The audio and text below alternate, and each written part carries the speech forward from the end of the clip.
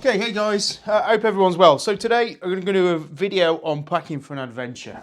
For the simple fact is, I'm off to America tonight. I've got my cowboy ride tour, so I've got 12 riders flying in from the UK. We're picking up bikes out of Las Vegas and we're doing 12 days of ride around sort of Monument Valley area, Colorado, Durango, New Mexico, Grand Canyon and stuff like that. So it's a 2-week motorcycle tour, which are on bikes with no luggage. So we do have a guy following us in a van. So it does change, obviously, the nature of your trip. Obviously changes what type of things you're going to take with you, whether you're camping, whether you're hoteling. We're in hotels, so we don't have to deal with the camping.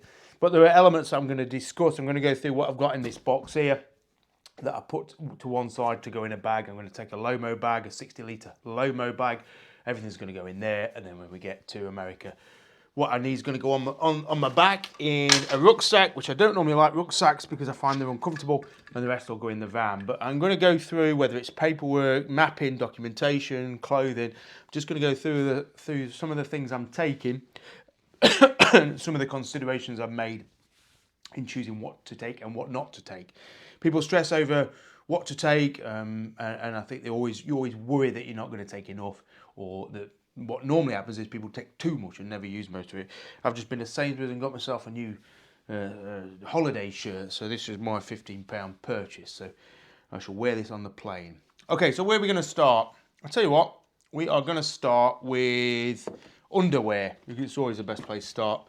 How many pairs of pants to take? You know what? You can never take enough pairs of pants, and it just means that there's no point taking that many. Just take a few, whether it's if you're going for 2 weeks, you definitely don't need more than 7 pairs of pants because there's laundry out there.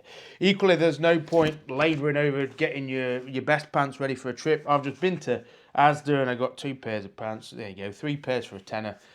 It's all compact, it's all convenient. That's going to go in your luggage, nice and easy. You've got fresh pairs of pants. You know you've got enough. Same with socks. Treat yourself to 5 pairs of sports socks. There's your nice, neat undergarment section.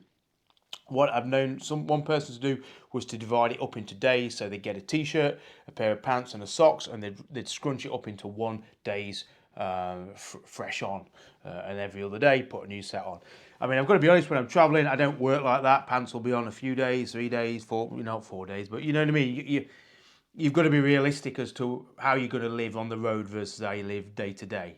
Obviously, if you go with lots of luggage capacity, you might take enough for a change every day. But realistically, if you're going more minimalistic or soft luggage, and certainly if you're camping, you don't need a pair of pants every day, because what you had on yesterday is perfectly good enough, because it's very unlikely that you're going to get lucky in a tent anyway. So nobody's going to be around to smell you, and it's one way of saving space. And as again, you bought these, you spent 30 quid on underwear, you're not precious about it. If you leave it in a laundrette, if you leave it in a motel or a hotel, you're not going to cry about it. So it's a great way of just getting all set with your underwear without worrying about your washing, getting everything dry before you depart. Just get down to your local supermarket. Stuff's so cheap nowadays, it's not even worth fretting about.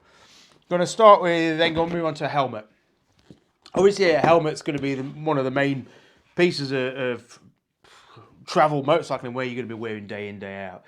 You've got to decide, is it better to have open face or full face? No, normally I would wear a full face. With America, it's 25 degrees. It's going to be hot. It's going to be hot in Death Valley. We've also got to mix that up with some cold, wet weather in Durango. So I'm compromising. I'm accepting that on the cold days, I'm going to have a face full of cold air, maybe wet rain. Actually, on the $1 Million Highway at the moment, they've got snow. So you're going to have to deal with a variety of different scenarios, which is why I'm going to take a buff, and then obviously eye protection, some sunglasses, maybe some goggles. But in this instance, I am taking a helmet. The issue with taking helmets is that some airlines allow them on the plane and some won't. So it's very crucial that you try and check, although there's so much grey area between airlines, between different checking clerks, etc. It's very difficult to know for sure. So what I'm going to do with this, I'm going to wrap it really well in clothes and things, and then I'm going to put it in my hold-all bags. You can run the risk. You can try and take it through check-in. It's just obviously if you've got a £300 helmet and that gets turned back, what are you going to do about it then? So it is something to consider. Do you buy one in location? If you're going to Southeast Asia, I mean, you've got to question the quality of some of the helmets out there. If you go into America, Eagle Rider do rent helmets. So is it better actually you just rent a helmet rather than taking one? Quite possibly so. Next up, we've got recording equipment. So I'm packing GoPros. I've got batteries. I've got mounts. I've got an electrical box which is full of power packs, which are great because we're going to be getting on a bike that's not familiar, so it might not have a 12-volt charger. So I'm going to need to charge on the road in order to access the navigation, which I'm going to be doing on a phone. So I've got to take that. I've got to take clamps. I've got to take a waterproof case, batteries, GoPro, SD cards. And there's a point at which all that becomes far more demanding of your time and your energies and of space than it really ought to. Yes, it's great to document your journey. It's great to come back with photos and some videos, but you've got to be realistic. Are you going to sit down and edit that, 15 hours of riding footage that you got and the drone footage? People are taking drones now. What are you going to do with that footage? Is it going to be worth your while doing it? Because if you think, oh, I'll get lots of footage, you become a slave to this machine. And then if all it's going to do is sit on an SD card at home for the next 5 years, what was the point in sort of bringing it into the journey to interrupt the journey and not do anything with it? So you've really got to ask yourself, am I going to do anything with this footage? And if the answer is no, don't bother with one of these at all. Just use your phone, get some photos, get some nice films of your holidays on the phone. But certainly don't become a slave to new technology, which seems to be increasingly the case because everyone wants to be a YouTube or social media sensation, not realising just how much effort, graft it takes to turn your footage, or actually to shoot your footage in a way that translates into something you can use back home. So if you're not going to go down that route, then don't even tiptoe into it, because once you get engulfed in it, oh, I need more batteries, oh, I need more mounts, oh, should I get a drone? You spent lots of money which could have been better spent on other things. More importantly, you wasted time and focus. Nothing worse, you get to a beautiful landscape and you're trying to get your drone to work and you're missing what everyone else is observing. So be very mindful of technology, recording technology, because it can quickly dominate your trip, as can putting it up on social media, etc. Get rid of that. Okay. Something else I've taken on this one, and obviously as a guiding responsibility, it falls stronger on me than it would a normal rider. But I carry a trauma kit which has got everything to deal with, severe hemorrhaging and other eventualities that might happen in a motorcycle accident. I've obviously done first aid training relating to motorcycle incidents, which might be more higher impact than what typically gets involved. People are involved with. Yeah, am I a medic? No. Have I got some knowledge? Yes. Do I aim to do my best if something happens? Yes. Have I got something to help me do that? Yes. Can you carry everything? No, of course you can't. Can you keep everyone alive? No, you can't. I think what's probably more useful than this kit, as good as this kit is and as representative of my preparation as that is, what you can do best is just be aware of people's safety. Safety is the main thing. If you can avoid accidents in the first place, that's the best way to start. So not riding tired, not riding when you're drunk, not doing silly things, daft things, riding too fast, riding at a pace that's beyond you. All those elements that can make your risk higher than it needs to be. So hopefully you wouldn't need a trauma pack. Next up is just having some basic knowledge, whether it's a rider down course or whatever, tourniqueting, what to do if somebody is having a stroke, or recovery position, or a compound fracture, those sort of things where, it's great to have this, but I could improvise. I've got tie downs, I've got straps, I've got a tourniquet there, so not necessarily about having the equipment, it's about having the brain power or the experience or knowledge to improvise, to deal with a situation, which is what travelling is, which is what adventure is. So this is actually quite representative of the adventure market, I would say, at the minute. You can buy first aid, you can buy preparation and kit, but it's no replacement for having the mindset to deal with the situation as you find it. So don't think because you've got that you know what to do with it, or you're going to be able to save somebody's life. It's what's up here that counts. Same with an adventure. Just because you've got the right bike and the right kit doesn't mean say you can have an adventure. It's in the head. So I'll carry that. A bit bulky, but it is what it is. Next up, I've got some basic tools. Obviously, rental bike. They're not my bikes. There's only so much we can do. I've got a plugless toolkit, a tube kit. So if anybody gets a puncture, I've just got a way of plugging it and a pump. I think they're tubeless on the Harleys and things like that. We're all on R18s, BMW R18s. I think they're tubeless. I ought to check. So I've just got the worm kit, the reaming kit which should keep people on the road should we have a puncture. Tyre wraps and other basic essentials like that, but realistically, we aren't fixing bikes at the side of the road, certainly not new ones. If it was your own bike, you'd take a more comprehensive toolkit, tyre irons, and maybe spanners that are specific to that bike, whether it's an axle key to get the front wheel out or rear axle bolt sizes. You know, maybe you need a 24 or 27, and you're going to take that with you so that when you're traveling and you need to work on your bike, you can do so without relying on people around you, locals, etc. So with tools, it's great to have tools, but again, don't go out with everything in your toolbox because it weighs a lot of it takes up a lot of weight, takes up a lot of space. And if you don't know what you're doing with it, there's no point taking it. And that's a mistake I made in the past, certainly early days. You take every tool you've got, you don't know what to do with it. So what are you carrying it for, you know? And again, you can have the tools, but if you ain't got the verbal communication to talk to the mechanic to get your bike lifted to a mechanic if it's beyond your ability, you're not getting anywhere. So these tools are great to have, but they're not as good as your ability to vocally communicate with somebody who might be able to assist you. So yeah, don't rely too heavily on the tools. Take them, but don't rely on them. Toiletries, obviously, toothbrush, shampoo, all that sort of stuff you can walk into 7-Eleven in America and buy. So why do we take it? Why do we lug that around Gatwick? Pointless, isn't it? The only thing you really want to consider is I've got in here a spare pair of glasses somewhere. They are in here somewhere. They're not there. But a spare pair of glasses, just some paracetamol, aspirin, maybe some Imodium, just in case something like that flares up. I've took some sun cream. Obviously, get sun cream. Don't be blasé to the power of the sun when you're on a motorcycle for long periods of time. Back of the hands, sleeves, back of the neck. Back of the neck is where it will always get you, and you're not knowing about it until your head's banging and you can't ride straight. So always back of the neck, whether it's covering it up, whether it's sun cream, something to make sure you're not getting sunburn on the back of the neck. Earplugs, always on a road trip for me. Earplugs. I didn't heed that lesson early enough, so you know, like most riders got tinnitus. Please wear earplugs. Even if you ain't got hearing issues, you will have hearing issues if you're riding a motorcycle for a long period of time. I get custom earplugs. I ride a lot. I need earplugs that work and that fit well and that are comfortable. So I get mine from Plugs, who I met just at a stand at the NEC. Very good, nice family firm who do made-to-measure earplugs. So happy to say get a set of plugs. I think they were like 50 quid, 55 quid, and I get 3 years use out of them. Try not to lose them. That's the main thing. What else we got? Let's have a go through here. Okay, so documentation. Always a big thing. Documentation. America's not overly tricky to get into, but you need an ESTA, a digital visa. So wherever you're going to go in the world, you need to research what do you need? What are the requirements? So the information is all out there. What I would say is be careful of third-party visa services which charge you money for a service that's actually free from the embassy. So I think with America, I think you can go through a third-party company that charges you an extra $30 for something you can get directly for far less. So be very wary of those sort of scoundrels that you'll find on the internet, just as much as you'll find in the urban areas that you're likely to fly into. So wits about you.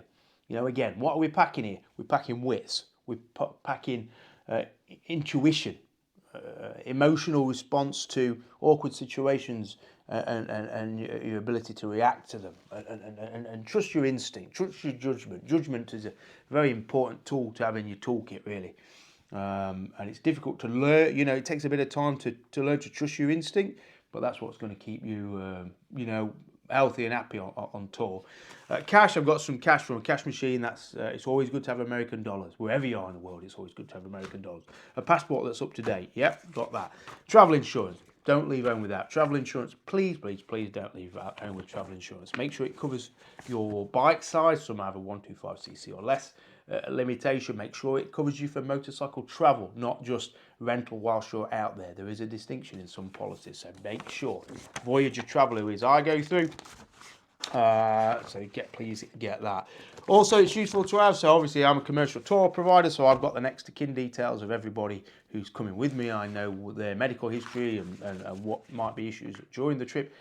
Even if you're going as friends, that's still useful to know. It's useful to know or have easy access to next to kin details and also their insurance details. Have a policy in place between you all. Right, guys, we're going to keep all our insurance documents in our tank bags. If we have an accident, if we are unconscious, if we are in surgery, the other guys know where my insurance documents are, which is crucial in countries that will ask for your insurance company insurance details prior to or during the operation on that person. So please have a policy in place where you know where each other's documents are, because it saves a great deal of panic. And the next of kin, horrible as it is to ring a next of kin, having the number at hand is far easier than having to try and find it, when you've not got that detail.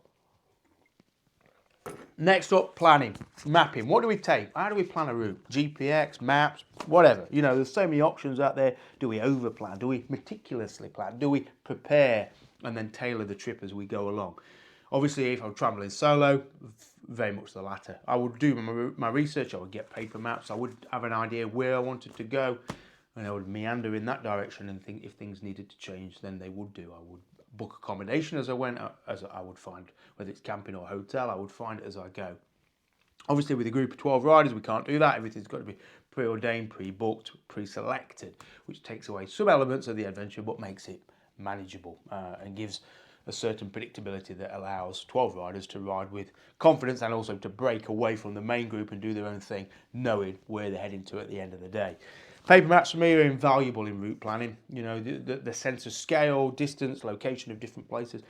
To browse over a map, to me, saves massive amounts of time over doing it on Google. But combine it. Do Google searches for towns that you find on the map. Look for routes on Google Maps. Drop pins so you can see the road view, the street view of some roads, so you can see what are scenic roads, see what are gravel roads, see what roads are worth doing. So you can use paper and digital technology to really create an almost pre-ride, which is an essential tool for somebody like me. Pre-ride some elements of the trip so that when you get there in person, you kind of know what's coming, know what to expect. And so, yeah, a mixture of the modern and the old ways of navigating are the best. For me, this time everyone's getting a route plan. So this is what you could do. You could do sort of a detailed day by day. This is where we're going. These are the waypoints. And I like to encourage people to use waypoints. GPX is great, but it's very rigid. It's very inflexible. And what it means is that people they're riding like this. You could go across America like that or around Europe like that. Just looking. Line, line, line. That's not travel, that's not adventure, that's not exploring. Where are we stopping for lunch? Well, where do you want to stop for lunch? What have you seen along the roadside that interests you? Which captures your imagination? Which looks intriguing? Stop there.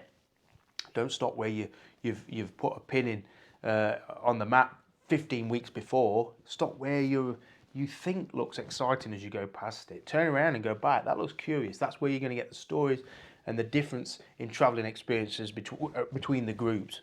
One group might stop a little bit further and meet somebody else. You might stop here, you meet somebody else entirely who's got a different story, a different perspective on life. So you've got to leave flexibility in there, in my opinion, to really take in the adventure, to allow it to seep into your soul rather than just trying to imprint your preordained route on an unpredictable world. You're never going to be able to anticipate what you're going to encounter weeks in advance. You can't. You've got to deal with it, be flexible, and react to your judgment and instinct. So route planning, plan, but mainly prepare. Don't overplan, because this is not 9 to 5 day-to-day existence on the road. There's so many variables that we just can't account for. Let's have a look. That box is pretty much cleared. Gloves, I've just got some old gloves, gardening gloves. On a bike like these, I just wear gardening gloves. They're double stitched. They cost a tenner. You go into a bike shop, they want 50 quid for that same garment, pretty much. It's a con. Motorcycle gear is an absolute con. Clothing, again, boots. These are just some sort of Converse style. These are Revit with a bit of ankle protection. And what I would say with clothing, when it comes to what to wear on the bike, you've just got to be flexible. Because as I say, with America, we're going to deal with 30-degree heat, 35-degree heat, but also almost 0 degrees up in the Rockies. So whatever I ride, and I've got a jacket here somewhere. It's basically I must have left it back up the house, but it's a jacket with armour in it, a casual jacket, but it's got armour, so that's going to give me enough warmth and protection day to day when it's warmer. But then when it's cold or when it's wet, I take a cagoule, I can put that over the top, I can put an extra t-shirt on underneath, I can put a jumper on, therefore I'm flexible. How many jumpers do I take? Well, I just take one jumper, Because if I realise I ain't got enough, I just stop and buy one as I go. I get a tourist jumper in a gift shop. I improvise like that rather than thinking, how many jumpers do I need when I'm not even there? You know, you've got you've got to be flexible as you travel, because weather is unpredictable. And if it suddenly does get cold, well, I'm just going to buy a jumper. I didn't bring a jumper or an extra jumper, but I can buy a jumper. And that's how you've got to start thinking, rather than trying to anticipate every eventuality before you leave. So waterproof trousers. And then just to change the clothes, pick this t-shirt up in Sainsbury's again, a tenner. Do I have to worry about taking my best clothes on a trip? Do I have to press and iron things? No, I just get some stuff. I get some stuff for the trip. Not every trip, but it's easier just sometimes. Just go down to Sainsbury's or Tesco, get a few new t-shirts rather than overthinking which one of your favourite t-shirts you're going to take on your trip. And that's about it. What else am I going to take? Nothing. And if I was good on my own, I'd take less. I wouldn't take my trauma kit and things like that. I'd take less pants because we are sharing a room, so I don't want that person to get minged out. But you've just got to think, I am not leaving the home forever. I do not need to take everything that I put out to take. I am not going anywhere where they don't have shops or people.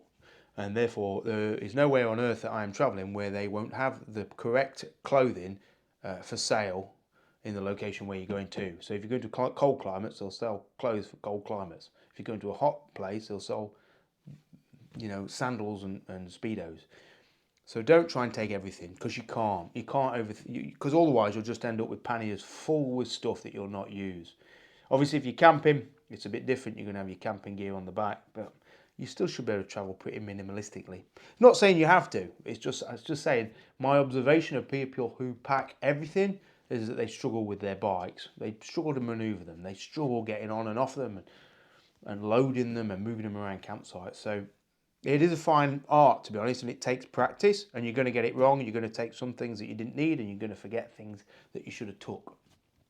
But it's all a learning curve, and I'm still learning just as everyone else is still learning. So yeah, that's about it. That's what I'm taking to America. If I was going to Iceland, I'd probably take a few more layers, and obviously I'd be camping, so I'd take some camping gear and then a few more tools for the bikes. But I wouldn't vary things that much. The principles are the same, really, when it comes to route planning, when it comes to currency. Mobile phone is something I didn't talk about, so obviously communication. I'm just going to get a SIM in location and have an unlocked phone and just buy local SIMs. That seems a far easier way than trying to get your phone to roam, although sometimes, depending on who you're with, it can be quite a painless experience. But research, it comes back to research. I think planning an adventure is the wrong word. You can't plan an adventure. It doesn't sit hand in hand. It's trying to mix oil and water. Planning an adventure is an unpredictable thing, taking you to unpredictable places and having you experience things you never would have anticipated. You can't plan for that. So maybe change the phrasing of it all, the terminology of it. Change planning to preparation. And then you've got a lot more bases covered. You've thought about things in a far more holistic way, which allows you to duck and dive and swerve as the challenges face you on the road. So yeah, ditch the word planning, replace it with preparation, and I think that's what I'd do. So looking forward to getting back out to America. We're all on big bikes. We're all going to do some wild hog, big open road riding. We'll get a bit of footage, take some photos, do a bit of video, and that's it. So see you on the other side. See you in a few weeks with a few ad hoc videos in between. All right, cheers, bye.